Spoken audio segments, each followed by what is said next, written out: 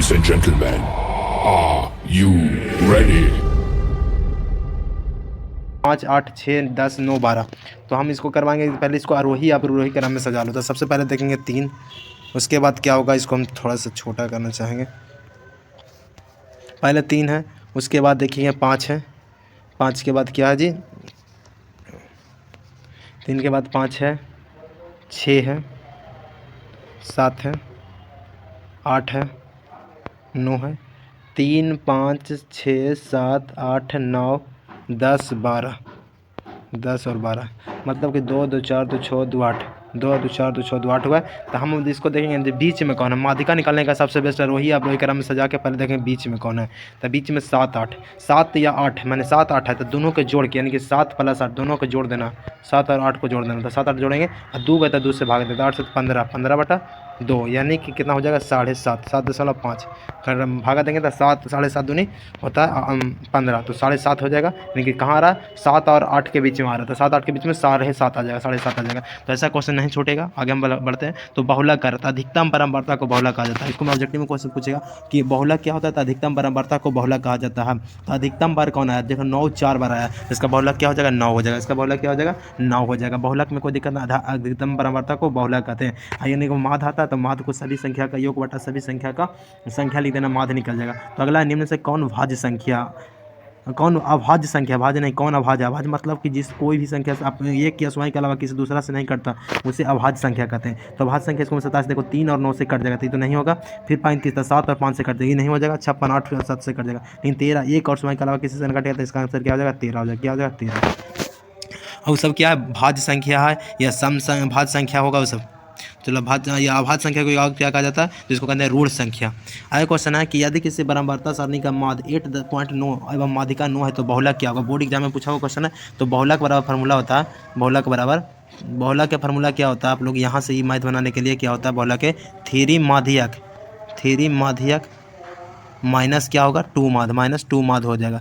3 माध्यक -2 माध्य, तो 3 बहुलक हम निकाले कर 3 माध्यक, यानी हम क्या करेंगे 3 गुना क्या करेंगे 8.9 -2 गुना 9, यहाँ पे गुना करें 9 27 के साथ, तो बाकी 2 8 24 और 2 कितना हो जाएगा 26। यहाँ पे घटा देंगे 9 दूनी 18, तक कितना आ जाएगा, तो दशमलव पॉइंट तो 2 रह जाएगा, समय पॉइंट 2 है। देखो 16 में से 8 गया 8, यानी कि 8 वाला क्वेश्चन छप गया, यानी कि 26 में से 18 गया तो 8.2, इसका आंसर क्या आ जाएगा 8.2। चौथा क्वेश्चन हो गया। अगला क्वेश्चन की ओर हम लोग बढ़ेंगे कि 19 और 25 का समांतर माध्य क्या होगा। समांतर माध्य का मतलब समझ जाना कि दोनों का जोड़कर 2 से भागा, तो 19 और 25 का समांतर माध्य पूछ रहा, तो क्या होगा 19 और 25 को जोड़ देना है, 19 और 25 को जोड़ के 2 से भागा करना। तो 9 5 14 के 4 और 2 1 3 1 4, 44/2, यानी आंसर क्या हो जाएगा 22। क्या हो जाएगा 22। आगे है कि किसी घटना ई के लिए ई प्लस ई नहीं, मानी ई हाँ और ई नहीं, तो इसका प्रयोक्ता क्या होगा। प्रयोक्ता से क्वेश्चन जरूर पूछेगा। तो किसी भी निश्चित घटना का प्रयोक्ता 1 होता है, अनिश्चित घटना का प्रयोक्ता 0, यानी कि 1 + 0 क्या हो जाएगा 1, यानी इसका आंसर क्या होगा 1। तो अनिश्चित घटना का प्रयोक्ता पूछेगा तो 0, निश्चित घटना के प्रयोक्ता 1 होता है। तो निश्चित अनिश्चित वाला क्वेश्चन पूछा हुआ या हाँ नहीं का आंसर क्या होता है, डायरेक्ट 1 होता है। आगे है कि 2 सिक्के को उछाल में 2 शीर्ष आने की प्रयोक्ता क्या होगा। 2 को सिक्का उछालेंगे तो दोनों पर 2 शीर्ष आना चाहिए, 2 शीर्ष आने की प्रयोक्ता। 2 सिक्का में क्या आता है कि 4 को नंबर ऑफ फेस कितना आ सकता है, 4 को नंबर ऑफ फेस आ सकता है। तो नंबर ऑफ फेस जो 4 आएगा, तो नंबर ऑफ फेस जो होता है कितना आएगा 4 आएगा। और दोनों पर शीर्ष आने की प्रयोक्ता 2 शीर्ष था, कम से कम 1 शीर्ष भी आ सकता है। उछाल में 2 शीर्ष आने के बाद 2 शीर्ष की बात कर रहा है, तो 2 शीर्ष एक ही बार ना आएगा जी, 2 शीर्ष के बार आएगा एक बार। पूरा के नंबर ऑफ फेस 4, 1/4 2 शीर्ष का रहा है। कम अधिकतम से अधिकतम 2 शीर्ष, ऐसे कम से कम 2 शीर्ष बोलेगा तब यहाँ 3/4, लेकिन कह रहा केवल 2 शीर्ष, तो यहाँ पे क्या हो जाएगा 1/4। आगे क्वेश्चन कह रहा कि किसी भी यदि किसी ऊर्ध्वाधर स्तंभ की ऊंचाई जमीन पर उस स्तंभ की छाया की लंबाई की 1/3 गुनी है, एक जो स्तंभ की है ना उसकी 1/3 गुनी है। यानी कि कह रहा कि यदि किसी उधर स्तंभ मैंने कि करा ना कि जो इसके यहाँ पे वो स्तंभ है, इसकी छाया की लंबाई मान लो 1 है, तो ये 1/√3 गुनी है, मैंने √3 है, 1 है तो ये √3 मैंने √3 गुनी है, कह रहा √3 है नहीं √3 गुनी है, तो उसका 9 गुण क्या होगा, तो √3/1 यानी कि √3 टाइम में कितना का मान 60 के, तो इसका आंसर क्या होगा 60। चला क्वेश्चन बढ़ते हैं। तो यहाँ से क्वेश्चन पूछता है जरूर 6 की लंबाई दे रहता था 30 हो जाता है, लेकिन अब 30 60 ज़्यादा करके क्वेश्चन इसको में 30 60 √3 लगा लेते होता, लेकिन हमको देखना कि कितना गुनी बोल दिया तो 60 हो गया। यहाँ पे बोलता कि 30 से 6 की लंबाई √3 है तो 30 हो जाता। यदि ए और बी अभाज्य संख्या हो तो लसा क्या होगा, तो अभाज्य संख्या का लसा क्या होता है ए गुना बी, लसा क्या होता है ए गुना बी, लसा क्या होगा ए गुना बी। जब ए और बी अभाज्य संख्या हो तो उसका लसा क्या होगा ए गुना बी। निम्न से कौन किसी घटना की प्रयोक्ता नहीं हो सकती, इसका क्वेश्चन तो जरूर पूछेगा कि कौन किसी घटना की प्रयोक्ता नहीं होगा। तो यहाँ से हम क्वेश्चन कहते हैं कि ना ही प्रयोक्ता की बात करें तो माइनस में लगा रहेगा तो प्रयोक्ता कभी नहीं होगा, या एक से अधिक रहे, एक से अधिक रहे तो एक से कम है 33/100 हो जाएगा, परसेंटेज मतलब 100, तो ये तो एक से कम ही है, सब एक से कम ही 7/6 यानी एक से ज़्यादा है। जब ऊपर में बड़ा रहेगा ना, ऊपर वाला बड़ा रहे या माइनस में रहे तो वो किसी घटना के प्रयोक्ता नहीं होगा। जब ऊपर में बड़ा रहे या माइनस में रहे तो वो किसी घटना के प्रयोक्ता नहीं होता है। चलो अगला क्वेश्चन की ओर बढ़ते हैं हम लोग। तो कह रहा है संख्या 2.13 डबल 13 ट्रिपल 13 4 को 13, तो ऐसा क्वेश्चन के लिए कौन सी डॉट डॉट लगा रहेगा तो क्या हो जाएगा अपरिमेय संख्या। क्या हो जाएगा अपरिमेय संख्या। अपरिमेय संख्या क्या होता है 22/7 होता है परिमेय संख्या, जिसमें रूट नहीं लगा या रूट लगा रहा है तो उसका पूर्णांक मैंने बाहर निकल जाए, यदि रूट से बाहर नहीं निकल पा रहा तो अपरिमेय होगा। चलो आगे बढ़ते हैं। पाई को अपरिमेय कहते हैं, पाई जब रहेगा तो भी क्या होता है अपरिमेय, पाई को क्या कहते हैं अपरिमेय कहते हैं। चलो आगे बढ़ते हैं।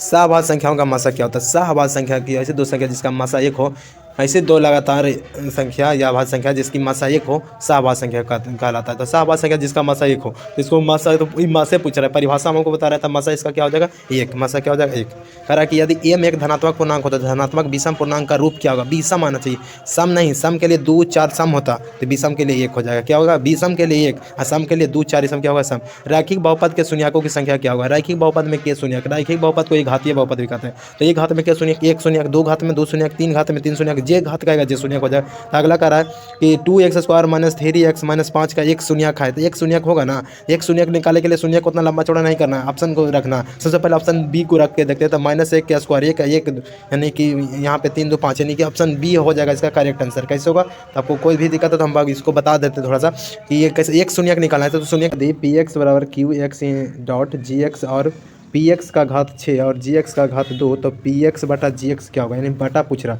हम जानते हैं कि जब बटा में रहता है तो पावर घट जाता है, यहीं गुना में रहता है, यहाँ पे px गुना gx पूछता तो पावर छूट जाता है, यानी 6 + 2 हो जाता। लेकिन यहाँ पे कह रहा है ये क्या होता जब px गुना gx रहता, px गुना gx रहता तो ये क्या हो जाता ये प्लस में, लेकिन यहाँ पे बटा के लिए माइनस हो जाएगा, 6 - 2 बटा के लिए क्या होगा माइनस, यानी कि 6 में से 2 क्या हो जाएगा 4, आंसर क्या हो जाएगा 4, आंसर क्या हो जाएगा इसका 4, 16 का आंसर हो गया 4। अगर आप द्विघात बहुपद के शून्यकों का योग, शून्यकों का योग मतलब होता है जोड़, यानी कि alpha plus beta -b/a -b/a, तो b का मान -11 था, माइनस माइनस प्लस हो जाएगा, a का मान 6 यानी 11/6, ऑप्शन सी हो जाएगा। चलो आगे। और यहाँ पे पूछता है शून्यकों का गुणनफल अल्फा गुने बीटा, तो उसका फार्मूला था c/a, इसका फार्मूला क्या हुआ c/a। 2 4 x y में रैखिक समीकरण ax + by + c के वास्तविक संख्या के समूच के कितने हल हैं।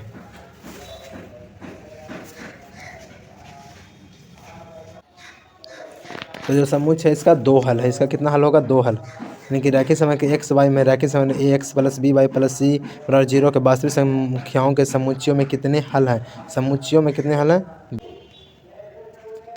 आगे क्वेश्चन है कि रैखिक समीकरण युग्म 2x + 3y = 5 एवं 4x + 6y = 15 के कितने हल हैं। तो इसके लिए कौन सा फार्मूला लगाएंगे, a1/a2 = b1/b2 = c1/c2 फार्मूला लगाएंगे। तो हम a1/a2 2/4 3/6 3 यानी कि यहाँ पे ये वो तो बराबर हो जाएगा, लेकिन 3 मान 3 × 5 = 15, यानी कि जब से हम काटेंगे तो यहाँ 2/2 4 हो जाएगा, फिर 2 2 4 1/2 कट जाएगा, फिर यहाँ पे काटेंगे 3/6 हो जाएगा, यानी काटेंगे तो 1/2 हो जाएगा, ये दोनों बराबर हो जाएगा। लेकिन ये दोनों तो बराबर है लेकिन ये नहीं बराबर होगा, माने कि ए को बराबर है, को बराबर नहीं है, तो इसका कोई हल नहीं होगा। a1/a2 = b1/b2 अब बराबर नहीं c1/c2 के लिए क्या हो जाएगा कोई हल नहीं। क्या होगा कोई हल नहीं। तो कहा जाता है a1/a2 = b1/b2 बराबर c1/c2, तो इसका अनगिनत हल होगा, और यहीं पे कट लगा देगा तो ये हो जाएगा अद्वितीय हल। शुरू में a1/a2 बराबर नहीं b1/b2 तो इसके लिए अद्वितीय हल हो जाता है, लेकिन अनगिनत हल के लिए सभी बराबर होता, और कोई हल के लिए नहीं, एक बराबर होगा दूसरा बराबर नहीं होता। आप लोग समझ गए। यहाँ से क्वेश्चन ये को जरूर पूछेगा, तीनों में से कुछ ना। रैखिक समीकरण का युग्म संगत है तब उसके द्वारा निरूपित संख्याएँ क्या होती है। तो संगत के लिए क्या होगा तो संगत के लिए तो दो चीज़ होता है, संगत के लिए मतलब क्या, संगत एक होता है, बाकी दो में कंडीशन में संगत होता है। तो इसके लिए प्रतिच्छेदी और संपाती दोनों होगा, प्रतिच्छेदी और संपाती, मतलब कि A1/A2 ये दोनों एग्जाम में पूछा हुआ, बराबर नहीं B1/B2, तो इसके लिए संगत हल होगा। या सभी बराबर के लिए क्या होता है, विसंगत हल। सभी बराबर के लिए भी क्या होगा, संगत हल होगा। सभी बराबर रहेगा तभी वो क्या होगा, संगत हल होगा। सब बराबर के लिए वो संगत हल होगा। और ये कट जाएगा शुरू में, और फिर यानी कि समांतर जिसका बन रहा तो उसका क्या होगा, असंगत। समांतर के लिए क्या होगा, असंगत। चलो आगे हम बढ़ते हैं। तो क्वेश्चन कह रहा है कि यदि वृत्त के व्यास के शीर्ष का नियामक 2, 3 एवं -6, 7 हो तो उसके केंद्र का नियामक क्या होगा। तो व्यास का नियामक दे रहा है, तो केंद्र का नियामक मतलब कि हमको कह रहा है ना कि वो वृत्त है, यहाँ से व्यास गया है, तो वो यह बिंदु हो गया, वो यह बिंदु है, तो ये दोनों को दे रहा है, तो इसका केंद्र का नियामक क्या होगा, यानी बीच का पूछ रहा है, यानी मध्य बिंदु लगेगा। तो दोनों को जोड़ के 2 से भागा, तो 6 में 2 जोड़ेंगे तब -6 + 2 है, तो जोड़ेंगे तब -4 आ जाएगा। और यह 6 7 3 10 हो जाएगा, बटा 2 कट जाएगा, तब -2 पहले ही ऑप्शन में, 1 को -2 आ गया, 1 को 5, यानी कि आंसर ए कंप्लीट है। अगला क्वेश्चन कर रहा कि जो त्रिभुज ABC में P और Q बिंदु भुजा AB और AC पर क्रमशः इस प्रकार है कि PQ समानांतर BC, यदि AP बराबर 3 सेंटीमीटर, BP बराबर 2 सेंटीमीटर, AQ बराबर 6 सेंटीमीटर, तो QC का मान क्या होगा। ये कहाँ से पूछ दिया, थेल्स प्रमेय से पूछ दिया। थेल्स प्रमेय का क्वेश्चन है, तो हम इसको फिगर बनाएंगे। त्रिभुज का फिगर है, यहाँ पे कह दिया कि त्रिभुज ABC क्या होगा, ABC क्वेश्चन करा, और इसको मैं करा P, यहाँ पे PQ इसका जो है ना बीच वाला BC के समानांतर लंब है। तो कह रहा है कि जो PQ है ना, AP तो 3 है, और BP जो 2 है, 3 2 है, और ये 6, 2 दूनी 6 2 दूनी 4 हो जाएगा, डायरेक्ट ही क्या होगा, 2 दूनी 4 हो जाएगा। चलो अगला क्वेश्चन की ओर हम लोग बढ़ेंगे। आगे क्वेश्चन करा ये भी है, ऊंचाई वहाँ पे से क्षेत्रफल से सब। दो समरूप त्रिभुज के क्षेत्रफलों का अनुपात कितना दिया, 4 9 4, तो उनकी संगत ऊंचाइयाँ क्या होगा। तो जब क्षेत्रफल दिया रहेगा तो ऊंचाई मतलब भुजा पूछ रहा था, 4 कितना, 9 कितना का, 3 का स्क्वायर, और 4 2 का स्क्वायर, यानी कि इसका यहाँ पे दे रहा था भुजा या ऊंचाइयाँ दे रहा था, क्षेत्रफल पूछता था, इस पर स्क्वायर लग जाता। लेकिन क्षेत्रफल दे रहे ऊंचाइयाँ पूछ रहा है या भुजाएं पूछेगा, संगत भुजाएं, तो इसके ऊपर क्या लग जाता है, रूट लग जाता है। चलो आगे देखते हैं कि त्रिभुज PQR में यदि PQ का स्क्वायर बराबर QPR का स्क्वायर प्लस RQ के, तो त्रिभुज में कौन सा कोण 90 डिग्री होगा, यानी समकोण होगा। समकोण मतलब क्या होता है, 90 डिग्री। तो यह थेल्स पाइथागोरस प्रमेय था। पाइथागोरस प्रमेय कहता है कि जिसका स्क्वायर यानी कर्ण वाला है ना, वो कभी 90 डिग्री नहीं बनता, यानी PQ कभी 90 डिग्री नहीं बनाएगा। तब P नहीं बनाएगा और Q नहीं बनाएगा, तो 90 डिग्री कौन बनाएगा, R बनाएगा। ऐसा क्वेश्चन ये भी करके देता है, PQ करके देता है, और कुछ भी करके देगा। तो जो शुरू में लिखा, यानी कि जो कर्ण का काम करेगा, यानी कि कर्ण के कर्ण वाला लंब का स्क्वायर प्लस आधार का स्क्वायर, तो जो कर्ण में PQ वो वाला छोड़ के जितने जो रहेगा वो क्या हो, 3 गो तो होता है, तो 2 गो छोड़ देंगे, तो वो तीसरा आ जाएगा, वही क्या हो जाता है, 90 डिग्री। चलो आगे कह रहा है कि किसी वृत्त को दो अलग बिंदुओं पर प्रतिच्छेद करने वाली रेखा को क्या कहते हैं। किसी बिंदु को वृत्त के 2 अलग बिंदुओं पर प्रतिच्छेद करने वाली रेखा को क्या कहते हैं, मैंने छेद करेगा तो उसको कौन सा रेखा कहेंगे, तो उसको क्या कहते हैं, छेदक रेखा। जो किसी वृत्त है, वृत्त मान लो कि इसका पे क्वेश्चन हम करवा देते हैं, जैसे कि ये को वृत्त है, वृत्त है ना, वृत्त। अब वृत्त पर करा कि किसी वृत्त पर के 2 अलग बिंदुओं पर, देखो यह अलग बिंदु यहाँ छेद करा, उसको क्या कहते हैं, छेदक रेखा। अगला क्वेश्चन की ओर बढ़ेंगे। तो कह रहा है कि यदि जीवा AB वृत्त के केंद्र पर 60 डिग्री का कोण अंतरित करता है, तो A और B बिंदु खींची गई स्पर्श रेखा की कोण क्या होगा। तो इसका स्पर्श रेखा का कोण क्या होता है, जो स्पर्श रेखा होता है ना, हमेशा क्या होता है, स्पर्श रेखा का A और B बिंदुओं पर खींची गई स्पर्श रेखा का कोण क्या होगा। तो स्पर्श रेखा के बीच का कोण क्या होगा, 180 120 डिग्री, क्या होगा, 120 डिग्री। एक वृत्त पर कितनी स्पर्श रेखा खींची जा सकती है, तो एक वृत्त पर कितनी स्पर्श रेखा खींची जा सकती है। यहाँ से क्वेश्चन बहुत पूछता है, बहुत ही कन्फ्यूजन होता है। अरे एक वृत्त पर कितनी स्पर्श रेखा खींचता है, एक वृत्त पर अनंत स्पर्श रेखा नहीं, कहता एक वृत्त पर किसी बाह्य बिंदु से, कोई बाहरी बिंदु रहता था 2 गो, कोई बाह्य बिंदु से पूछता था 2 गो, लेकिन कह रहा कि किसी बिंदु पर, किसी वृत्त पर कितनी स्पर्श रेखा, कहाँ से जो नहीं बोल रहा है कौन बिंदु से, लेकिन यहाँ पे बोल रहा है कि जो किसी वृत्त पर, तो क्या हो जाता है, अनंत हो जाता है। आगे हम लोग बढ़ेंगे क्वेश्चन कि √1 + tan स्क्वायर थीटा क्या होगा। तो 1 + tan स्क्वायर थीटा हम खाली जानते हैं कि सेक स्क्वायर थीटा होगा, और जब रूट लगा रहता है इसको में से रूट खत्म हो जाएगा, तो 1 + tan स्क्वायर थीटा क्या होगा, सेक स्क्वायर थीटा, क्या हो जाएगा, सेक स्क्वायर थीटा। मेन इसका जो रीजन है, फार्मूला होता है sec square theta minus tan square theta बराबर 1 होता है। यहीं से सब क्वेश्चन आता है। अब tan को उधर भेजना है, सेक स्क्वायर थीटा, अब सेक को इधर भेजेंगे, tan को उधर, सेक को उधर भेजेंगे, तो tan स्क्वायर बराबर सेक स्क्वायर माइनस 1 हो जाता है। तो यहाँ पे क्वेश्चन कन्फ्यूज करता है, यानी कि यहाँ पे क्वेश्चन पूछता है ये को जरूर। यहाँ कह रहा है cosec square theta minus tan square theta, मान cosec square 57 degree minus tan square 33 degree. ये फार्मूला नहीं होता, लेकिन tan को हम बदलेंगे तो tan को बदल जाएगा कितना, यानी 57 ही कॉट हो जाएगा। तो कौसेक स्क्वायर थीटा माइनस 1 होता है, cosec square theta minus cot square theta बराबर 1 होता है। तो देखो दोनों का थीटा अलग अलग है, जब tan को कॉट बदलेंगे तो दोनों का थीटा सेम हो जाएगा, इसीलिए क्या हो जाएगा 1 हो जाएगा। क्या हो जाएगा 1 हो जाएगा। आगे है सेक 48 माइनस साइन 42। तो कह रहा है कि सेक 48, तो इसको मैंने कॉस 48 माइनस साइन 42, तो कॉस 48 है, साइन को बदलेंगे तो कॉस में तो ये भी 48 है, कॉस 48 से कॉस 48 चल गया, सेम में से सेम घटाएंगे तो क्या था 0। अब माध आ गया, हम पीछे बस बोला, मैंने पीछे ही थोड़ा सा बताया था कि माध, या फिर माध से क्वेश्चन आ रहा है। तो माध में क्या क्या कर रहा ना कि यदि 4 5 9 11 और x का मान 7 है तो x का मान क्या होगा। तो माध में क्या होता है सभी को जोड़ देना है और जितना भी संख्या उसको से भाग देना है। तो हम सबके जोड़ते हैं तो 5 4 9 9 18 18 10 28 1 29, तो 29 प्लस x हो जाएगा, x भी जोड़ना। अब बटा पूरा कितना संख्या 2 2 4 5, अब बराबर कितना माध हो रहा है 7 7 बचे 35। अब 35 यानी x बराबर क्या होगा 35 में से 29 गया तो कितना हो जाएगा 35 में से हमको 29 घटाना है तो हो जाएगा 6। क्या हो जाएगा 6। आंसर इसका क्या होगा 6। 35 6 29, 35 से 6 29 29 6 35 हो जाता है। तो यहाँ पे आंसर हो गया ए। चलते हैं आगे क्वेश्चन की। इसी तरह से इसको 2 नंबर का क्वेश्चन कंफर्म पूछता है, यहाँ ऑब्जेक्टिव में पूछता है। तो यहाँ क्या रहा है, यहाँ चौथा लेसन का क्वेश्चन द्विघात समीकरण से क्वेश्चन पूछ रहा है कि द्विघात समीकरण 4x square plus 4x plus 1 के मूलों की प्रकृति क्या होगा। तो ये इसका फार्मूला इसको मिलाया, मूलों का प्रकृति का formula B square minus 4ac। Formula आप लोग एकदम ध्यान दीजिएगा। तो बी यानी 4 का स्क्वायर, तो 4 का स्क्वायर माइनस 4ac, तो 4 गुना 1। तो यहाँ पे 4 4 16 में से 16 गया यानी 0, 16 में से 16 गया तो क्या हो जाएगा 0, और 0 जब हो जाता है तब मूल वास्तविक और क्या हो जाता है बराबर, वास्तविक और बराबर। चलो आगे है, यदि थ्री अल्फ़ा बराबर 90 डिग्री तो साइन अल्फ़ा का मान क्या होगा। तो 3 से यहाँ पे हम काटेंगे तो यहाँ 3 से कट जाएगा तो 3 ना होगा 30 यानी 30 आ जाएगा। और यहाँ साइन 30 का मान पूछ रहा था, साइन 30 का मान 1/2 क्या हो जाएगा, साइन 30 का मान 1/2। और एक 1/√3 किसका मान होता है tan 30 का, √3/4 किसी का मान नहीं होता, और √3/2 cos 30 का मान, cos 30 का मान √3/2। तो मान जरूरी है, चार्ट का मान कभी गलती नहीं करना है।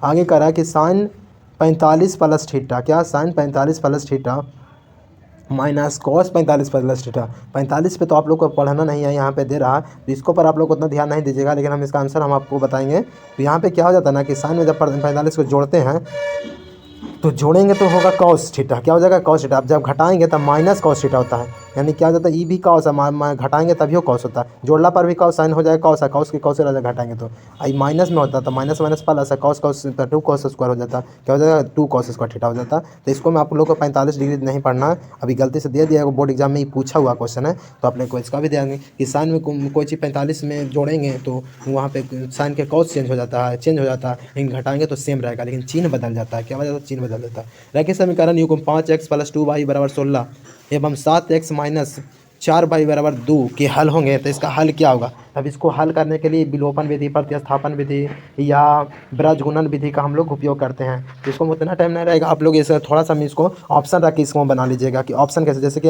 हम ऑप्शन ए x का मान 2 रखते हैं तो 2 रखेंगे तो 5 दूनी 10 या 3 3 6 16 आ गया, तो यहाँ भी रखते हैं 7 दूनी 14 और 7 12 4 12, तो 14 में से 12 यानी कि दोनों मैच कर गया, यानी कि 2, मतलब कि इसको ऑप्शन ये हो जाएगा कैसे कि x की जगह पर हम 2 रखेंगे, फिर से देखो तो 5 दूनी 10 हो जाएगा जी, और फिर यहाँ पे 3 दूनी 6 हो जाएगा, 10 16 हो गया। यही वाला x के जगह पर 2 रखें तो 7 दूनी 14, और यहाँ पे रख देंगे 3 रखें तो 4 3 12, 12 में से 14 गया था 2, तो ये भी 2 आ गया, आई 16 आ गया, यानी कि कंफर्म दोनों बराबर आ गया, इसलिए हमारा सही है। तो उतना बनाने की जरूरत नहीं पड़े, आंसर तुम्हारा आ गया, तो ऑप्शन रख के बना सकते हैं आसानी से। त्रिभुज ABC त्रिभुज DEF के समरूप है एवं क्षेत्रफल त्रिभुज ABC बराबर 36 सेंटीमीटर स्क्वायर एवं क्षेत्रफल त्रिभुज DEF बराबर 49 सेंटीमीटर स्क्वायर, तो दोनों त्रिभुज की संगत भुजाएं का अनुपात क्या हुआ। हम अभी क्वेश्चन बताया कि जब क्षेत्रफल दिया रहेगा भुजा पूछ रहा तो क्या कर देना कि रूट चढ़ा देना, तो 36 कितना का स्क्वायर 6 के और 49 कितना का 7 के देने, आंसर क्या होगा 6:7, आंसर क्या होगा 6:7। आगे क्वेश्चन है कि त्रिभुज DEABC में DE समानांतर BC इस तरह है तो AD/DB बराबर AAC इतना है, तो AE का मान पूछ रहा है, यानी कि ये वाला फिगर बनाना थैलसे पर मैं करा, यहाँ पे करा यहाँ पे ABCDE, तो AD का दे दिया 3, अब 5 दे दिया, ये पूरा दे दिया कि AC जो है ये 5.6 है, तो इसको हम x मानेंगे, तो हम जिसको पूछ रहा है यही पूछ रहा था, तो इसको x मानेंगे तो ये क्या हो जाएगा 5.6 - x हो जाएगा। इसका मान बैठा के जब बनाएंगे यानी कि कौन सा फार्मूला से आएगा तो इथेल्स पर में से, तो इसका आंसर क्या होगा 2.1, क्या होगा 2.1, यानी कि इसको जो अनुपात में हम कर सकते हैं। एक चीज़ और देखेंगे 3 से, सबसे आसान रहेगा 3 से कटने वाला होना चाहिए, 3 से तो ये भी कटा, लेकिन छोटा सा यानी कि एक बार हम ये कटेगा तो यहाँ इतना बड़ा नहीं होता है, क्योंकि 5 के अनुपात में होता है, रेशियो से इसको चलते, तो यही फिगर के अनुसार आप लोग बना सकते हैं, यही फिगर से बनेगा। यहाँ पे मान लेना इसको 3 ये 5 हो गया, इसको x मानना जो निकाले का, इसको 5.6 - x और इसका फार्मूला था AD/DB बराबर AE/3/5। अब बराबर कर देना x/5.6 माइनस एक्स। अब 3 से गुना करके आपका आंसर आ जाएगा। आगे कह रहा है कि यहाँ पे को हम वृत्त वाला साइड छोड़ रहे हैं। यहाँ पे क्वेश्चन करा कि 10 सेंटीमीटर त्रिज्या वाले वृत्त की एक जीवा वृत्त के केंद्र पर समकोण बनती है, तो जीवा की लंबाई क्या है? जीवा की लंबाई क्या है? तो जीवा की लंबाई क्या होगा? 10√2। क्या होगा? जीवा की लंबाई 10 भुजा √2 गुने भुजा था। जीवा की लंबाई √2 गुने भुजा, तो √2 गुने भुजा 10 है, यानी कि यहाँ पे त्रिज्या उसका भुजा हो जाए। कह रहा है कि cos 60 into cos 30 minus sin 60 into sin 30, तो मान क्या होगा? तो इसका मान हम लोग रखेंगे cos 60 का मान होता है 1/2 और sin cos 30 का मान होता है √3/2। इसको में sin 60 का मान होता है √3/2 माइनस 1/2। तो यहाँ पे ध्यान कि 3/4 घट गया, तो आंसर 0। क्या होगा? आंसर 0। रैखिक समीकरण के 4 में घात की संख्या क्या होगा? 4 में घात की संख्या पूछ रहा है, तो 4 में जो घात की संख्या होगा रैखिक को ही क्या कहते हैं? एक घातीय। और एक घात में कितना होता है सबके पता? 1, तो इसीलिए 4 रहे, चाहे अच्छा रेखीय होगा। चलो आगे परमेय अपरमेय से दम क्वेश्चन, ये तो दम बहुत रामबाण है कि परमेय अपरमेय से क्वेश्चन पूछेगा ही पूछेगा। तो कह रहा निम्न में कौन परमेय संख्या, निम्न में कौन अपरमेय संख्या नहीं है, मतलब परमेय संख्या पूछ रहा है। तो हम पहले ही बोल चुके हैं कि जो पाई है अपरमेय संख्या, √7 अपरमेय, बाहर नहीं निकलेगा, 2 भी बाहर नहीं निकलेगा, √5 कितना लड़का कहता है? रूट से रूट खत्म, ऐसे नहीं होता बाबू, इसको बाहर निकालना होता है। तो ये क्या होगा? तो ये आंसर तो डायरेक्ट यहीं पे होगा कि यही होगा, लेकिन ये भी नहीं लग रहा कि परमेय है। इसको हम काटेंगे, 3 से काटेंगे, तो यहाँ 16 48, यहाँ पे काटेगा 25 75, 25 5 का स्क्वायर 16, 4 का स्क्वायर बाहर निकाल गया, यह आंसर होगा। आगे क्वेश्चन कह रहा है कि यदि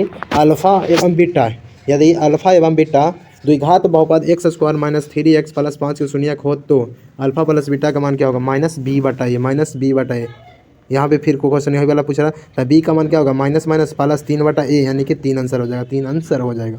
यहाँ के शून्यक क्या होगा? तो शून्यक थोड़ा सा लंबा होता है। अब शून्यक आप लोग इसका बना लीजिएगा और कमेंट कीजिएगा, ताकि हम आपको थोड़ा सा हम सब्जेक्टिव क्वेश्चन बनाने के प्रयास करते हैं।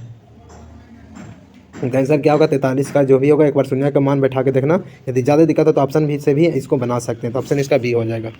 आगे कह रहा है कि यदि द्विघात संख्या का गुणनफल 21 66 है एवं लसा उनका 19 हो, तो उनका लसा क्या होगा? उनका लसा क्या होगा?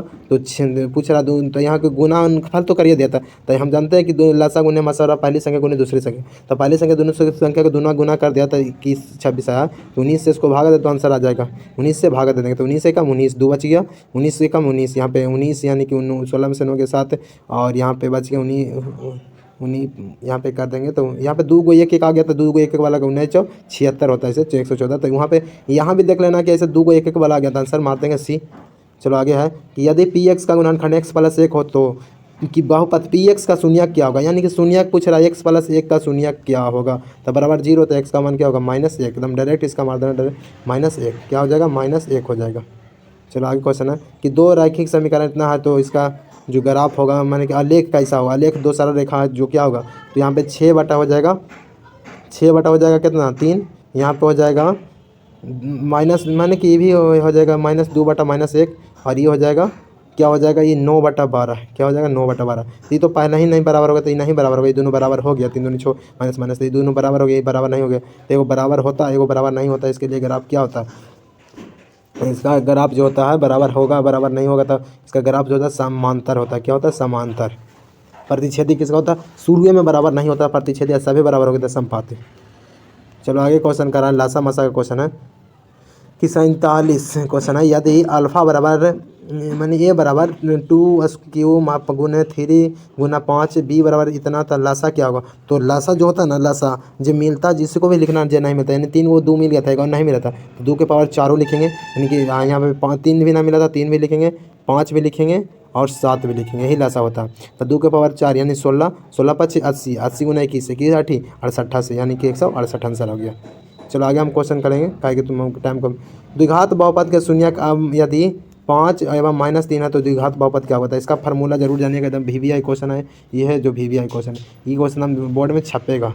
तो कह रहा है क्वेश्चन, तो इसको में क्या होता है ना कि जब हम दिया शून्यक दिया है, यानी कि अल्फा दिया कि -5 है, और बीटा कितना दिया कि बीटा दिया है कि यहाँ पे -3 है, तो अल्फा प्लस बीटा के मान क्या होता है ना कि यानी कि जोड़ देंगे, तो यह हो जाएगा अल्फा प्लस बीटा क्या हो जाएगा? अल्फा प्लस बीटा हो जाएगा 2, और अल्फा गुने बीटा क्या होगा -15, यानी कि 2 और -15 वाला सम में तो 2 और -15 हमको पता चलेगा कि 2 और -15 होगा। तो और ये तो ऑप्शन नहीं होगा कहेंगे, इसका फार्मूला होता है 2 घात y x square minus alpha plus beta into x गुना क्या होता है इंटू एक्स प्लस अल्फा गुना बीटा होता है। तो देखो माइनस माइनस प्लस, तो माइनस यहाँ -2 तो -2 हो जाएगा, -15, तो दोनों माइनस वाला कौन है, तो दोनों माइनस वाला ऑप्शन सी है, इसीलिए आंसर क्या हो जाएगा सी।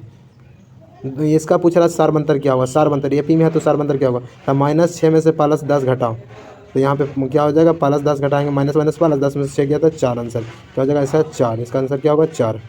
द्विघात समीकरण नहीं है, कौन द्विघात समीकरण नहीं है, तो पूछ रहा है कि कौन द्विघात समीकरण नहीं है। पहला तो द्विघात समीकरण है, पहला तो कहा कि x² यहाँ पे भी द्विघात समीकरण देख लेते हैं कि ये वाला द्विघात समीकरण है कि नहीं, ये द्विघात समीकरण है और ये भी द्विघात समीकरण, ये द्विघात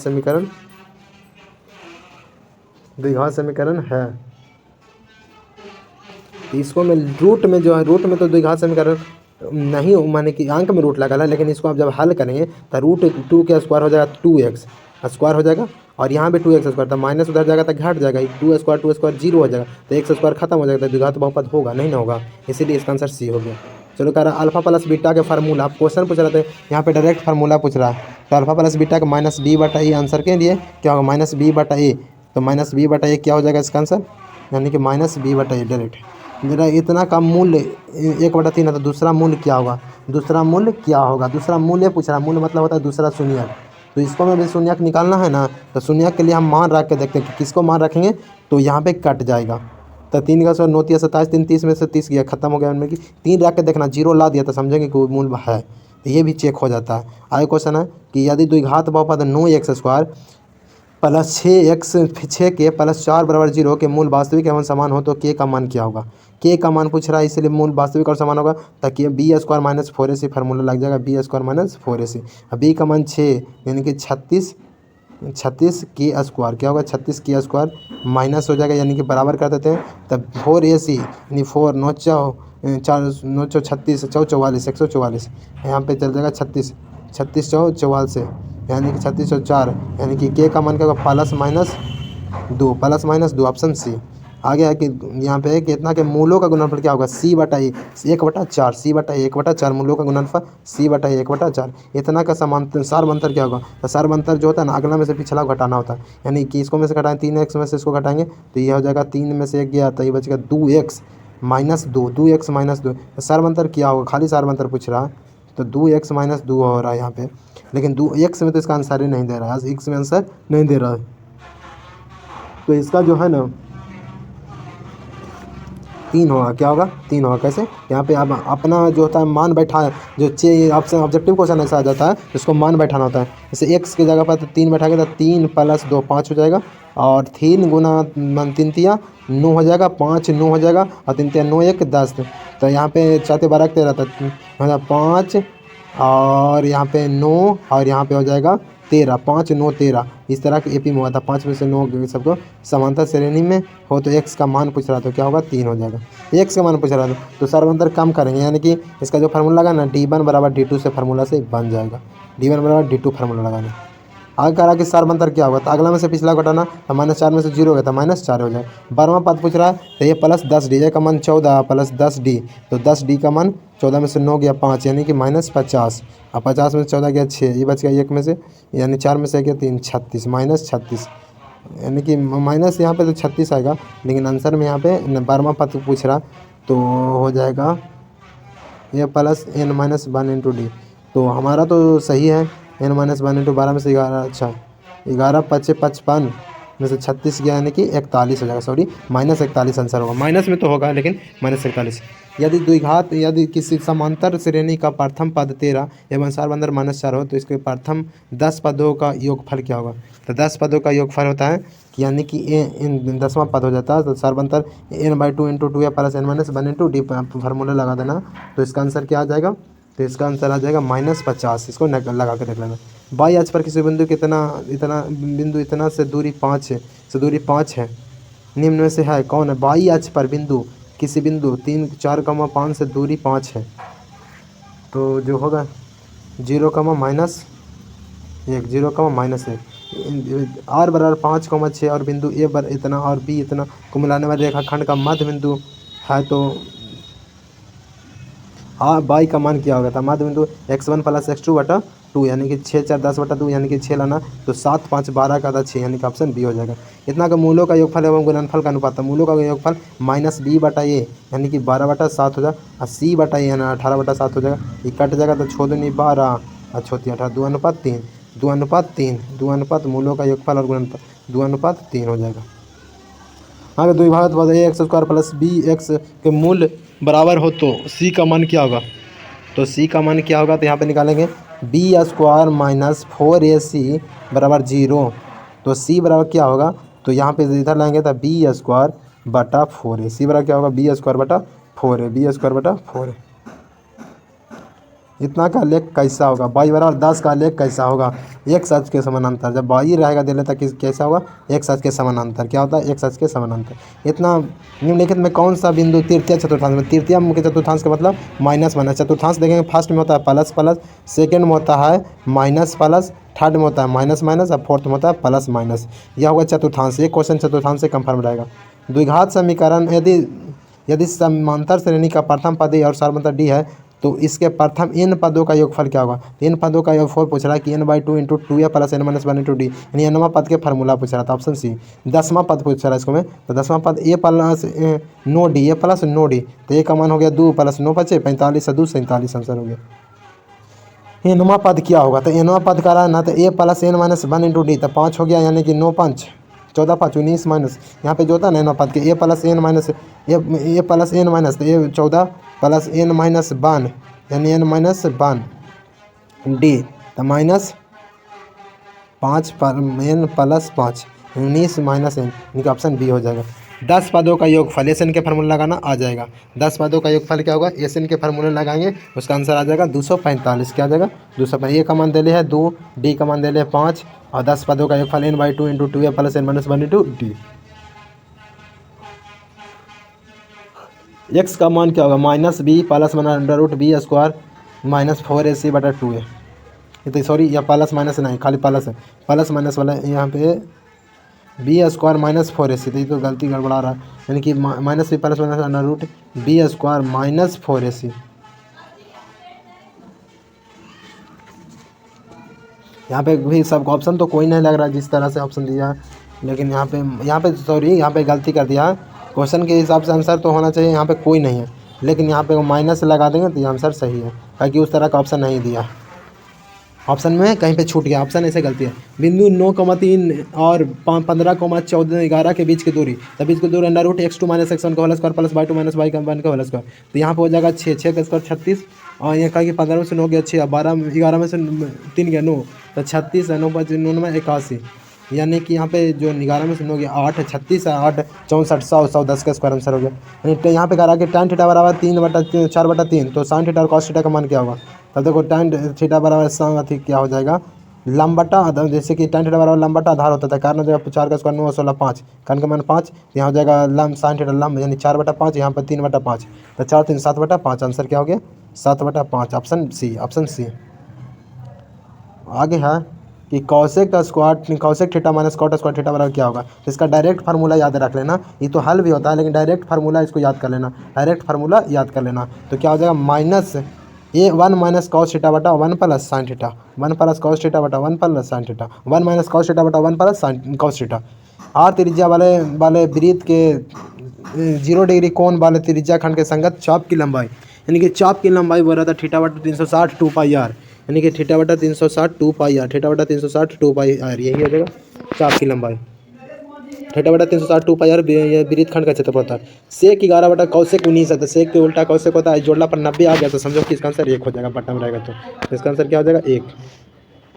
यदि पहिए का व्यास 40 है और 176 मीटर की दूरी तय करने में कितने चक्कर लगाएंगे? के चक्कर ही लगाएगा?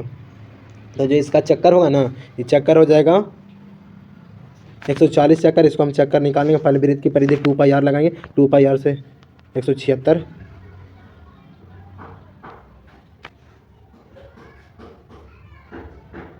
यदि शंकु की ऊंचाई है, चार आधार की त्रिज्या आर है, तो इसका आयतन क्या होगा?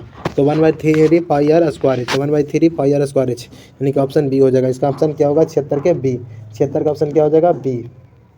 77 का रहा कि यदि बेलन का व्यास 28 सेंटीमीटर और ऊंचाई 20 सेंटीमीटर तो संपूर्ण पृष्ठ का क्षेत्रफल। तो पहले तो बेलन का संपूर्ण पृष्ठ क्षेत्रफल हो जाएगा pi r into l plus r, pi r into l plus r. तो पहले हम एल के निकालेंगे, तो ये पहले तो त्रिज्या निकाल लेंगे, कहा कि व्यास दिया था, त्रिज्या कितना हो जाएगा, त्रिज्या जो इसका हो जाएगा 14 हो जाएगा। 28 के आधा 2 करेंगे तो 14 त्रिज्या हो जाएगा। 14 निकालने के बाद एल निकालेंगे, एल बराबर under root r square plus h square. जब एल निकालेंगे तो यहाँ पे pi are plus l plus r संपूर्ण पृष्ठ क्षेत्रफल निकाल लेंगे। तो यहाँ पे इसका आंसर डायरेक्ट हो गया, हम लिख देते हैं इसका डायरेक्ट आंसर जो अपना बना के देख लेना, तो ऑप्शन बी हो जाएगा। यदि एग्जाम में तुमको लग रहा है कि इतना बड़ा क्वेश्चन है, नहीं बना के टाइम पास हो जाएगा, तो इस पर ध्यान नहीं देना, क्योंकि 100 में आपको 50 से बनाना है। हम आपके सब क्वेश्चन करवा रहे हैं, लेकिन आपको देखना यहाँ से क्वेश्चन 20 से 25 क्वेश्चन लड़ जाएगा, क्योंकि हम आप लोग को फार्मूला भी बताते जा रहे हैं। शंकु का वक्र पृष्ठ क्षेत्रफल निकाले बोलेगा तब पाई आर एल फार्मूला लगा देना, यदि बेलन का पाई आर एल लगा दें। यदि किसी गोले की त्रिज्या 3 गुनी हो तो उसका आयतन हो जाएगा, आयतन क्या हो जाएगा, आयतन कितना गुना हो जाएगा, तब बताओ 3 गुना। तब जो गोला का आयतन होता है 4/3 पाई आर क्यू, यानी कि 3 बार गुना करता है, 3 3 9 9 के 3 बार गुना करता है 9 27 27 गुना हो जाएगा। कितना गुना होगा 27 गुना, कहा कि 3 बार 3 3 9 2 बार में 9 होते हैं, 3 बार में कहा कि पाई आर क्यू होता है, तो 3 बार में 27 हो जाएगा। यदि किसी घन के विकर्ण की लंबाई 6√3 है तो उसका संपूर्ण पृष्ठ क्षेत्रफल क्या होगा। हम थोड़ा सा इसको बताना चाहेंगे कि घन का विकर्ण जो होता है √3 गुना भुजा होता है, √3 गुना भुजा, तो √3 से √3 तो हमको कर दिया 6 है, इसका संपूर्ण पृष्ठ 6 गुना भुजा इसका, तो 6 गुना 6 गुना 6 3 बार करेंगे तो और कोई ना ऑप्शन नहीं, 6 गुना 36 6 6, यानी 6 6 के करेंगे तो 6 भी रह जाएगा। यदि किसी शंकु के वक्र पृष्ठ क्षेत्रफल 880 है और त्रिज्या 14, तो इसका तिर्यक ऊंचाई मतलब एल का रहा है, एल का मान क्या होगा, एल का मान, तो पहले एच का मान निकालेंगे, एच का मान निकालेंगे तो फिर हमको क्या आ जाएगा एल का मान आ जाएगा, एल का मान क्या आ जाएगा 20 आ जाएगा, क्या आ जाएगा 20 आ जाएगा।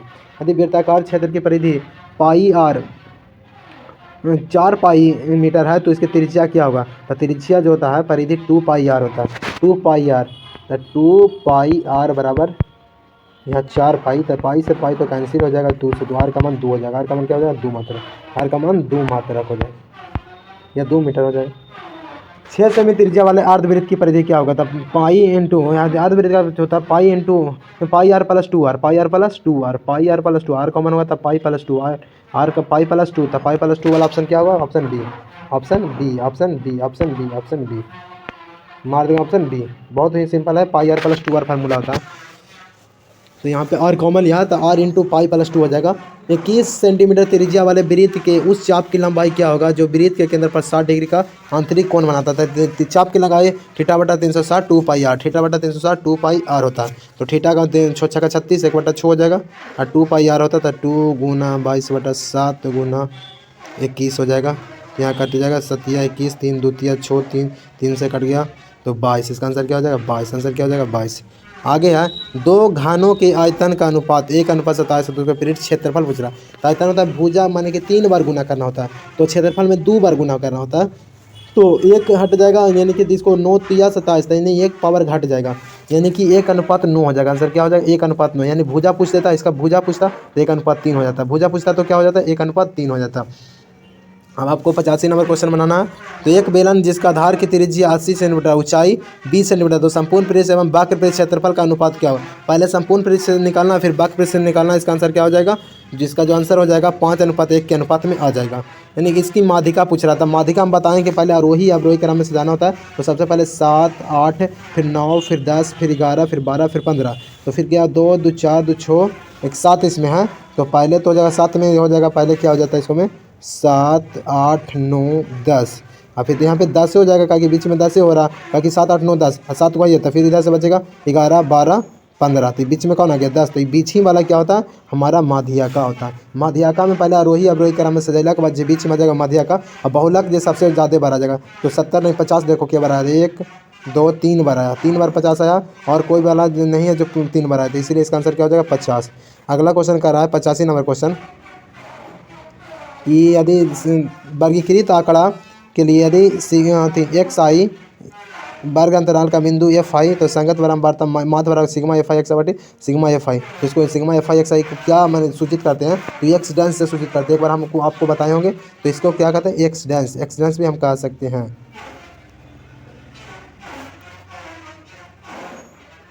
यदि किसी घटना के घटने की प्रयोक्ता पी है तो उसके नहीं घटने की प्रक्रिया क्या होगा, तो एक माइनस पी हो जाएगा, एक माइनस पी ऑप्शन क्या है बी, ऑप्शन बी हो जाएगा। आगे हम लोग बढ़ेंगे 90 नंबर क्वेश्चन। 10 क्वेश्चन आ रहे। दो पासे को एक साथ फेंका जाता है, दोनों पासे का पर अंक 5 आने की प्रक्रिया क्या होगा, दोनों पासे पर 5, दोनों पासे पर 5, दो पासे तो एक ही बार आएगा, दोनों पास 5 5 एक ही, पूरा 36 को समष्टि होता है 1/36। बिंदु इतना और इतना को जोड़ने वाले रेखाखंड के नियामक यदि दो और पी हो तो पी का मान क्या हो जाएगा, तो जोड़ने वाले रेखाखंड के मध्य बिंदु यानी कि x1 + x2/2 निकालना है। तो यहाँ पे पहला पी दिया है, दो दे दिया तो 4 यहाँ पे आ जाएगा, दोनों को जोड़ेंगे तो 6 यानी कि 3 हो जाएगा। इसका क्या हो जाएगा 3, दोनों को जोड़ के 2 से भागा देना, तो 6 + -2 तो यानी 4/2 हो जाएगा। ऐसे ही यहाँ पे करना, तो ये 5 + -11 तो 11 में से गया था यानी 6/2 हो जाएगा। तो ये 2 आ गया था, ये 3 कितना आ जाएगा 3 आ जाएगा। ये पूछ रहा है कि कोटि क्या है, इसका में कोटि कौन है, तो x को भुज कहते हैं, y को कोटि था, कोटि क्या होगा -7 हो जाएगा। x अक्ष का समीकरण क्या होगा y = 0, x का अक्ष का समीकरण क्या होगा y = 0, y अक्ष का समीकरण पूछता था x के बराबर 0, यहाँ भुज पूछता तो x हो जाए -6 होता। यहाँ पे सेक स्क्वायर 90 - कॉट स्क्वायर 80 की, जब इस तरह के क्वेश्चन तो 1 हो जाएगा, कहा कि सेक माइनस tan 1 होता है, tan को बदलेंगे तो 80 से क्या हो जाएगा। दोस्तों तो आप सब्जेक्टिव क्वेश्चन की और हम लोग बढ़ते हैं। तो सब्जेक्टिव क्वेश्चन में कैसे कैसे क्वेश्चन पूछेगा, क्या पूछेगा, सब्जेक्टिव क्वेश्चन में क्या तरीका आता है। सब्जेक्टिव क्वेश्चन में एक 30 क्वेश्चन आपको मिलेगा 2 नंबर का, 30 क्वेश्चन आपको मिलेगा क्या 2 नंबर के रहते हैं। 30 क्वेश्चन ऐसे ऐसे क्वेश्चन के रहेंगे, 30 क्वेश्चन रहेगा जिसको आपको 15 को बनाना है, 15 को बनाना है। कब तो 15 क्वेश्चन आपको बनाना है ना, तो 15 को में जो आएगा उसी को बनाना, जो नहीं आएगा उस पर टाइम वेस्ट नहीं करना, और जो आता है तुमको बहुत लंबा क्वेश्चन होगा तो उसको पे टाइम आपको वेस्ट नहीं करना। तो हम आप लोगों को जो क्वेश्चन बता रहे हैं वो आने की जो थोड़ा सा ज़्यादा संभावना है, तो वो लोग क्वेश्चन को हम चाह रहे हैं कि उसको हम एक बार बता दें ज़रूर। तो आप लोग देखिए कि पहला क्वेश्चन जो है कि 1.8 पे रेफरिंग को p/q के रूप में बदले। तो ये क्वेश्चन हमेशा पूछता है, हर एग्जाम में पूछता है कि 1.8 लेके 0.6 पर रेफरिंग पूछेगा, या 1.6 पर रेफरिंग पूछेगा, या 0.16 पर रेफरिंग करके पूछता है। इस तरह से क्वेश्चन पूछेगा, तो कुछ नहीं करना। इस तरह क्वेश्चन जब 2 नंबर के दे दिया तो इसको लिख लेना माना कि, जिसको दिया रहेगा उसको मान लेना कि x = j भी है। और रेफरिंग का मतलब रहता है जे अंक वह है जो बार बार लिखना है, और जब जे अंक पर रेख रहे हैं दशमलव के बाद जितने अंक रहते हैं उतना इसे गुना कर देना, मैंने उतना पर एक जीरो, जैसे ये दशमलव के बाद 1 अंक पर एक नहीं रहता था 10 से गुना, दशमलव के बाद 2 अंक पर एक नहीं रहता या 2 अंक रहता तो दशमलव के बाद 2 अंक रहता था 100 से गुना, दशमलव के बाद 3 अंक रहता तो 3 अंक 300 1000 से गुना। इस तरह से गुना करना है दोनों तरफ, तो गुना करेंगे तो 1 अंक अंदर चल जाएगा। अब आप समीकरण 1 में से 2 को घटा लेना, तो 10 में से 1 गया तो बच गया 9, और देखो 18 में से 1.8 गया तो कितना बचेगा, तो 18 में से 1 गया तो 17, तो 17/9। इसका आंसर क्या हो गया 1/17/9। ज़्यादा हल करने की ज़रूरत नहीं, यही तुम्हारा आंसर हो गया, रस ज़्यादा हल करने की ज़रूरत नहीं है। चलो आगे क्वेश्चन, ब्रज गुणन से वो क्वेश्चन जरूर पूछेगा। तो ब्रज गुणन का जो फार्मूला हम लोग को याद करना होगा, फार्मूला नहीं याद रहेगा तो नहीं बनेगा। यहाँ पे फार्मूला नहीं लिखा, तो ब्रज गुणन का विधि से हल करना, ये क्वेश्चन भी हमेशा पूछते रहता है। इस तरह क्वेश्चन पूछेगा कि आपको ब्रज गुणन विधि से हल करना, और विलोपन विधि से हल करना, या प्रतिस्थापन विधि से हल करना। तो ब्रज गुणन से इसको बदलना, तो क्या करेंगे कि इसका जैसे कि लिखते हैं कि x, यदि नहीं आ रहा फार्मूला तो y1, तो इसका होता है ना a1 a2 बराबर b1, यहाँ पे b2 c1 c2 यहाँ पे। तो यहाँ पे j कहेगा ना उसको छोड़ देना, जैसे कि इसका तो x बटा b1 c2 minus b2 c1, ये हो गया x के लिए, बराबर y बटा c1 a2 minus c2 a1 बराबर 1/a1 b2 minus a2 b1। ये फार्मूला इसका होता है। तो फार्मूला आप लोग को पता होगा, नहीं फार्मूला पता है तो हमें जगह कम है, हम कहाँ लिख पाएंगे, तो आप लोग सुन के लिखिए या कहीं से देख के लिखिए, इस तरह क्वेश्चन आएंगे। और तीसरा नंबर क्वेश्चन आता है, लेकिन इतना तो डीप में नहीं जाएगा, तो हम आपको थोड़ा सा हम अच्छा क्वेश्चन बताने का प्रयास कर रहे हैं कि जो एग्जाम में आता है। इस तरह क्वेश्चन आता है कि tan थीटा बराबर a/b, नहीं करके वहाँ 7/8 दे देगा, यहाँ पे sin थीटा बटा, यहाँ पे इस तरह का क्वेश्चन आएगा। तो हमको देखना tan है ना, तो tan बनेगा sin बटा cos, तो cos से सब तरह से गुना भागा दे देना, और इस तरह से बनाएंगे ना। तो यहाँ पे a b का मान निकाल लेता है, लंबटा कान लंबटा था तो कर्ण निकाल लेना, कर्ण लगा के sin थीटा बराबर लंबटा कान cos आधार बटा कान। इस तरह के फार्मूले लगा के जोड़ घटाव करके आप बना सकते हैं। प्रक्रिया से वो क्वेश्चन देगा कि जैसे कि प्रक्रिया से क्वेश्चन यहाँ पे दे रहा कि 3 सिक्कों को एक बार उछाला जाता है, तो 3 सिक्कों के तो head head head, tail tail tail, tail head tail, tail head tail, या head head tail, tail tail head, head tail tail, tail head head. तो इस तरह से आपको आएगा 8 को समष्टि। 2 सिक्का करेगा तो 4, 1 सिक्का को तो 2। तो इस तरह से करा कि 3 शीर्ष आने की प्रयोगता था। 3 शीर्ष में के में 3 शीर्ष, 3 में तो 3/8, 3/8, 3 शीर्ष आने की प्रयोगता, 3 वो शीर्ष आना है तो क्या हो जाएगा 3/8 हो जाएगा। आया क्वेश्चन है। दो संख्याओं का अंतर 4 है, उनका व्युत्क्रम 4/11, तो इसका संख्या ज्ञात करना। तो एक होकर 1 से होकर बाई मान के बनाना, इस तरह का क्वेश्चन आता है। और अगला क्वेश्चन है कि जो 5 cos 60 डिग्री और 4 sec 30 डिग्री, tan 45 डिग्री, तो इसको sec cos 60 का मान क्या होता है 1/2, sec 30 का मान क्या हुआ √3/2, फिर सबका स्क्वायर कर देना। tan 45 का मान 1, और sin 45 से sin 30 से cos 30 का मान 1 होता है। इसको मैं ज़्यादा टाइम नहीं लगाना, फार्मूला ये लिख के बनाया, उतना फार्मूला लिख के डायरेक्ट एक नीचे लिखना और बाकी ऊपर वाला हल करना। तो देखते हैं कि कितना जल्दी बन जाए, इतना प्रयास करना कि यदि नीचे से फार्मूला बन रहा है तो ठीक है, नहीं बन रहा तो हम हल करना होगा। यदि नीचे से यहाँ पे इस तरह का क्वेश्चन ये वो कंफर्म देता है, ये वाला क्वेश्चन कि दो संख्याओं का मासा 18, उनका गुणनफल इतना है तो लासा ज्ञात करता है। लासा और पहले संख्या गुने दूसरी संख्या बटा मासा होता है डायरेक्ट फार्मूला में। तो मेन फार्मूला याद रखना, मेन फार्मूला ऐसा बनता है कि मासा गुने लासा बराबर दो संख्याओं का गुणनफल इस तरह से, और जो मान जिसका छोड़ा रहेगा उसको छोड़ देंगे, उसके बाद इधर उधर लेके मान कि वहाँ गुना में इधर भागा में आया काट के 720 आंसर आएगा। तो इस तरह से भी आप बना सकते हैं। चलो इस संरेखी वाला 2 तरह के संरेखी आता है, एक द्विघात सूत्र का प्रयोग करके संरेखी बनाना, एगो कहता है ना कि त्रिभुज के नियामक देले है तो त्रिभुज का क्षेत्रफल से बनाना। तो लिखेगा ये द्विघात सूत्र से जो बनाना था, लिखता है द्विघात सूत्र के प्रयोग से। तो द्विघात सूत्र का प्रयोग जब लिख दिया तो इसको संरेखी बनाना है, तो ये बीच की दूरी निकालता है, ए बी के बीच की दूरी निकालेंगे, फिर बी सी का बीच की दूरी, फिर एस सी का बीच की दूरी। अब बीच की दूरी निकालने के बाद हम दोनों के 2 को जोड़ला पर, कोई 2 को जोड़ला पर तीसरा के बराबर आ गया तो होगा संरेखी होगा। 2 को जोड़ला के बाद तीसरा के बराबर नहीं आता संरेखी नहीं होगा। तो आप ये वाला नहीं जोड़ेगा कि 20 20 40 अभी बराबर नहीं आया तो नहीं, इसको बाहर निकाल के जोड़ना होता है, ठीक। तो इस संरेखी है। एक बेलन के आधार की परिधि दिया है, तो पहले इसकी त्रिज्या निकालेंगे, तो परिधि 2πr, तो त्रिज्या कितना आ गया 21 आ गया। पहले त्रिज्या निकालें तो कह रहा बेलन का आयतन πr² h लगा देंगे, h का मान दिया 25 बन जाएगा। ऐसा क्वेश्चन बेलन का देगा क्वेश्चन। एक शंकु का क्वेश्चन है, तो शंकु क्वेश्चन एग्जाम में पूछा हुआ है। एक शंकु के आधार की इसको त्रिज्या दे दे, ऊंचाई देता है वक्रपृष्ठ क्षेत्रफल, तो शंकु का वक्रपृष्ठ क्षेत्रफल πrl होता है। क्या होता है πrl, अब πrl दिया है नहीं है, यानी कि वक्रपृष्ठ क्षेत्रफल शंकु का वक्रपृष्ठ क्षेत्रफल πrl होता है। यहाँ पे πr प्लस संपूर्ण पृष्ठ क्षेत्रफल के फार्मूला लिख दिया। आपको वक्रपृष्ठ क्षेत्रफल निकालना था, πrl खाली फार्मूला लगा के बना दीजिएगा, इतना तामझाम करने की जरूरत नहीं है। यूक्लिड विभाजन से तो दो सबसे फेवरेट क्वेश्चन है, 2 का मासा निकालना, ये हमेशा देता है, इस बार भी देने की संभावना ही है। कोई शिफ्ट में डालिए देगा कि यहाँ पे ये हम ना बोल रहा है कि अंक से हम देंगे, अंक चेंज करेंगे, लेकिन इस तरह से आपको नहीं बनाना, इस तरह से आपको नहीं, step by step banana. Step 1 step 2, ए बराबर BQ प्लस RC, ए बराबर BQ प्लस RC, यूक्लिड विभाजन परिमेयिका से। इस तरह से आंसर नंबर नहीं देगा। चलो आगे हम बढ़ते हैं। तो यहाँ कह रहा है केंद्रा का नियामक, तो ऑब्जेक्टिव में क्वेश्चन कर लिए थे। केंद्रा का नियामक, केंद्रा का नियामक सब क्या होता हुआ, एक अर्धवृत्त का क्षेत्रफल जिसका परिमाप दिया था, पहले त्रिज्या निकालेंगे, उसका परिमाप का 1/2, वृत्त का होता है 1 πr², इसका 1/2 πr², बस हो जाएगा। और आपको पासा वाला क्वेश्चन भी आता है। और यहाँ पे देख लेते हैं बहुलक का क्वेश्चन। बहुलक का क्वेश्चन पिछला साल डाल दिया था 5 नंबर में, तो बहुलक के जरूर याद रखिएगा। बहुलक का डायरेक्ट यहाँ पे निकालना होता है, तो सबसे जो बड़ा होता है उसको क्या कहते हैं, सबसे बड़ा यहाँ तो इसको कहते हैं F1, इसके से पहले F0 या एक बाद F2 हो जाएगा। ऐसे के सामने सबसे छोटा L का मान होता है, यही L होता है। और H होता है कितना के अंतराल में, 5 के अंतराल में, तो H का मान 5 हो जाएगा। अब बहुलक का फार्मूला L प्लस 10 102 फार्मूला यार 10/102, यानी कि F1 minus F0/2, F1 minus F0 minus F2 गुना H। उसके बाद मान बैठा देना जहाँ तक कटे, और अंतिम में यहाँ पे भिन्न का जोड़ लेने का प्रयास नहीं कीजिएगा, यहाँ पे भिन्न का जोड़ लेने, इधर वाला को पहले हल करके देखिए इतना लाया, उसके बाद जोड़, भिन्न का जोड़ यहाँ पे नहीं कीजिएगा और अच्छा हो जाएगा। इस तरह के सीध करने वाला क्वेश्चन देगा, इधर से इधर, इधर से इधर। तो जब जानते हैं कि हम इधर से इधर होता है तो हम RH वही क्वेश्चन थोड़ा सा घुमाया कि हम जानते हैं कि sec theta minus tan square theta बराबर ये होता था। हम बार बार सिद्ध करते LHS से, कहीं कि एग्जाम में दिया यहाँ पे क्वेश्चन इधर वाला इधर दे ले रहता, तो इधर दिया तो RHS से करके LHS ला दो। यहाँ पे दिमाग नहीं लगाना कि किधर से किधर दे दिया। अभी RHS में दिया तो RHS से चलेंगे, LHS ला देंगे, कोई से कोई ला दीजिए, इसको हमें कोई दिक्कत नहीं, थोड़ा कन्फ्यूज कर लगे, ऐसा क्वेश्चन दिया है। और यह शून्यक तो सबसे ज़्यादा फेवरेट वाला क्वेश्चन है, शून्यक। शून्यक या गुणांकों तुणांकों से आपको दिमाग नहीं लगाना है, खाली शून्यक निकाल दीजिएगा, आपको आंसर नंबर मिल जाएगा 2 मार्क के। क्या होता है ना, जांच करने की जरूरत ना है।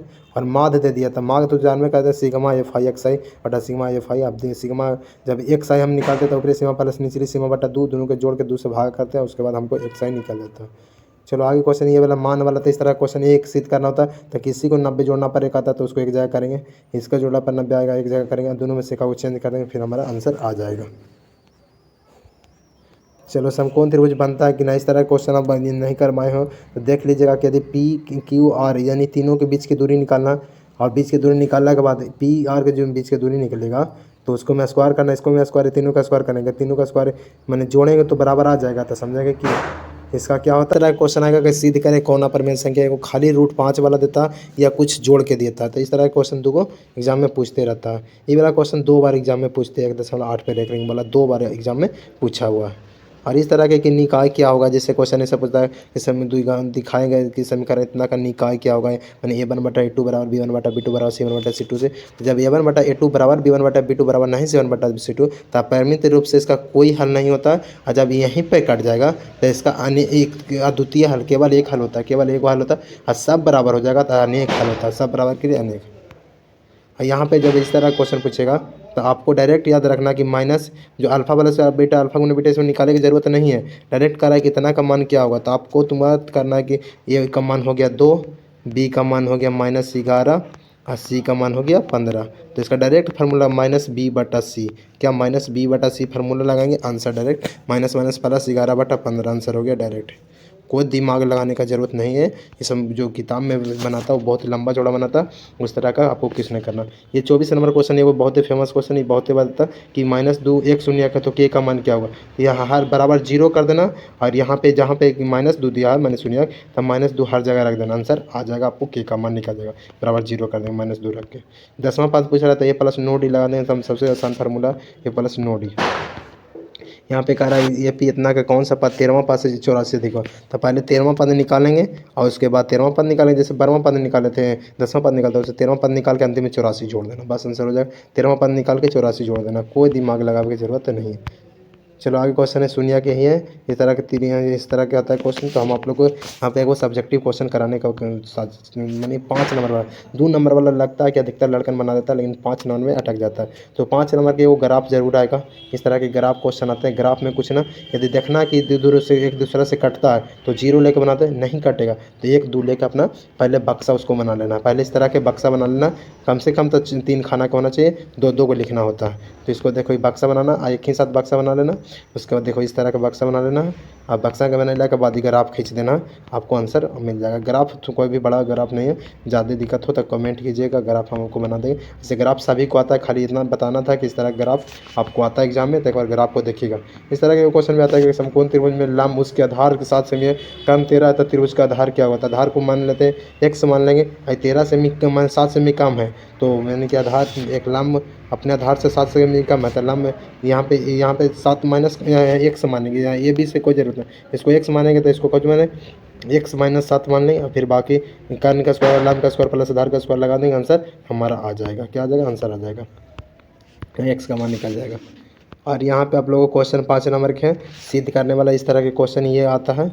और वो जहाज़ यानी कि 2 जहाज़ विपरीत दिशा में लाइट हाउस की तरफ बढ़ रहे हैं, दोनों जहाज़ों के अवनमन कोण लाइट हाउस के शीर्ष से 60 डिग्री और 45 दोनों जहाज़ों के बीच की दूरी है। कुछ ना इसका पहले फिगर बनाना कि वो जहाज़ है और 2 लाइट हाउस है, एगो इधर है जहाज़ बीच में, इधर एगो है लाइट हाउस, एगो इधर, एकदम देखता था 45 इधर 60।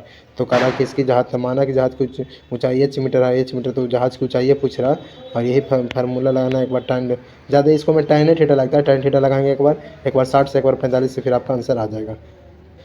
यहाँ पे 7 सेमी किनारे वाले एक ठोस के घन को पिघलाकर 7 सेमी लंबे बेलन बनाया जाता है, तो बेलन की त्रिज्या क्या होगा। इस तरह का क्वेश्चन आप लोगों को देखने को मिलेगा। तो बेलन की तो बहुत ही आसान क्वेश्चन आता है और दिमाग लगाने की जरूरत कुछ नहीं रहता। 7 सेमी लंबा वृत्ताकार तो जो कह रहा है इसको हमें माना 22 सेमी किनारे वाला घन का आयतन हुआ, तो घन का आयतन क्या होता है, भुजा क्यू। तो इसका भुजा कितना हो जाएगा, 22 सेमी किनारा है, तो भुजा 22 गुना 22 गुना 22 3 बार कर देंगे। और यहाँ पे कह रहा है कि जो 7 सेमी वाले गोलाकार बेलनाकार का आयतन ज्ञात करना। तो आयतन ज्ञात करना है तो क्या करेंगे कि यहाँ पे आयतन ज्ञात करेंगे, तो यहाँ पे डायरेक्ट इसको मैं दिमाग में त्रिज्या वाले अर्धगोला का वक्र पे क्षेत्रफल निकालना था 2πr²। पहले त्रिज्या दे लिया, वक्र पे क्षेत्रफल का लगा देना और मूल आपको निकालने आता है। और इस तरह के कौन सा पद -81 है तो an के फार्मूला लगा देना, ये बन जाएगा। an के फार्मूला लगा के इसको बनाना होता है। चलो आगे हम एक क्वेश्चन बताते हैं कि किस तरह से क्वेश्चन आते रहता है। और आपको हम शून्यक तो कंफर्म आपको है। एक संख्या दो संख्याओं के अंदर 26 है, तो पहली संख्या दूसरी संख्या का 3 गुनी है, तो संख्या ज्ञात करना। उसको संख्या ज्ञात करने के लिए माना कि पहली संख्या x और दूसरी संख्या y, तो अंतर करा था x माइनस वाई बराबर 26 और करा 3 गुनी था x माइनस 3y बराबर 0। दो समीकरण आ गया था, x y का मान निकाल देना। 22 पदों का योग था, इसका फॉर्मूला निकालना। 22 पदों का योग करा। हम मीनार से क्वेश्चन पूछ रहा है कि 30 डिग्री है, तो यहाँ पे 2 नंबर वाला में क्वेश्चन आएगा। 5 नंबर वाला में ये भी आता है, दो संख्याओं के वर्गों का अंतर 180 है। इस तरह के क्वेश्चन एक हुआ था कि 180 तो छोटी संख्या 8 गुना, तो दोनों संख्या ज्ञात करना। तो पहले संख्या x दूसरा संख्या 22, इस तरह से मान के बना लेंगे। और इस तरह के वो ग्राफ आता था, ग्राफ आपको आइवे करता है। ग्राफ इसको कंफर्म 2-3 को हम ग्राफ करवा रहे हैं, किस तरह से ग्राफ आता है। ये वो सिद्ध करने वाला त्रिकोणमितीय आता है। आपको 4 को में 4 को कंफर्म बनाना ही है। जैसे बनाओ कुछ करो या जैसे कि करो, बनाना ज़रूरी है। और यहाँ पे आप लोग को ये अपना पर दिमाग नहीं लगाना है। तो इस तरह के आपको यहाँ पे ये खाली वाला बनाना, तो ये आपको देखो लकड़ी वाला देख ले, लकड़ी वाला क्वेश्चन बनाना है। इसको हम आपको थोड़ा समझाते हैं कि लकड़ी के एक ठोस बेलन के प्रत्येक सिरे पर एक गोलाकार खोदकर वस्तु बनाया जाता है। यदि बेलन की ऊंचाई 10 सेंटीमीटर, ये बेलन है ना, उसकी ऊंचाई 10 है, ये 10 ऊंचाई है। बेलन के आधार की त्रिज्या 3.5 है। तो कह रहा है कि बचे हुए ठोस का पृष्ठीय क्षेत्रफल और आयतन ज्ञात करना। तो संपूर्ण पृष्ठीय क्षेत्रफल बेलन का पृष्ठीय क्षेत्रफल 2 गुना अर्धगोला का वक्र पृष्ठीय क्षेत्रफल 2 पाई आर एच प्लस 2 गुने 1/2 पाई आर स्क्वायर एच होते हैं 4 पाई आर स्क्वायर हो जाएगा। और यहाँ पे फार्मूला लगाएंगे, हमको यहीं पे वस्तु का निर्माण करके बेलन का वक्र क्षेत्रफल और 2 का अर्धगोला का वक्र क्षेत्रफल, दोनों को पृष्ठीय क्षेत्रफल दोनों को जोड़ देंगे, हमारा पूरा जो खिलौना कहेगा या लकड़ी ठोस का निकल जाएगा। उसको फार्मूला लगाना, पाई का मान रखना है, यानी कॉमन लेके या किस तरह यहाँ भी मान रख देंगे, इसका भी मान रख देंगे, उसके बाद भी बना सकते हैं। तो इसी तरह से आपको बनाना ही है जो भी हो।